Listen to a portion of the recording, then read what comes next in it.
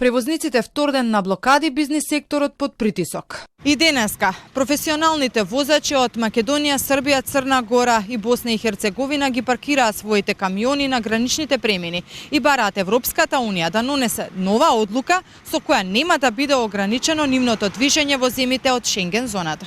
Од друга страна, од бизнисот тврда дека ваквите блокади ќе предизвикаат сериозни штети и големи загуби за стопанството. Ги поддржуваат превозниците во нивните намери, но сметаат дека има друг начин за решавање на проблемот. Камионџиите пак велат дека коморите одамна се запознаени и известени за проблемите и за ваквите блокади. Известени се многу од поодамна дека ќе се случува сето ова. Така да нивната поддршка колку е поддршка не знаеме. Знаеме само дека моментално плачат ради загуби. Али што е тоа? Значи нема бегање сето ова, ние сме тука. Доколку за 7 дена не се заврши со сето ова, нема позитивна реакција од таа страна да се седне да се разговара. Веројатно ќе се направи мала пауза, меѓутоа пак се продолжат блокадите. Надлежните во земјава пак тврдат дека се преговара. Последно премиерот Мицкоски соопшти дека ја чека претседателката на Европската комисија да се врати од службен пат за да разговара.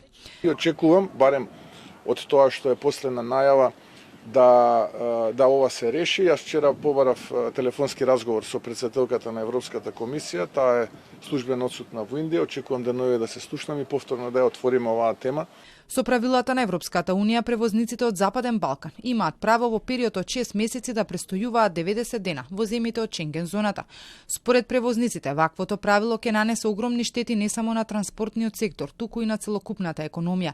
Велат дека со блокадите и тие доста губат, но дека не гледаат друг начин да издействуваат Европската Унија да го промени својот став.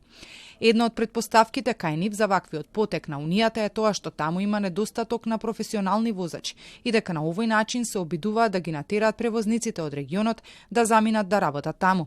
Правилото 90 во 180 дена не е ново, но велат не е иста ниту Шенген зоната затоа што во последните години таму влегува и Хрватска, Бугарија и Романија. Во земјава има над 2700 превозници во меѓународниот транспорт, а увозот и извозот на домашната економија најмногу се одвива по патен сообраќај.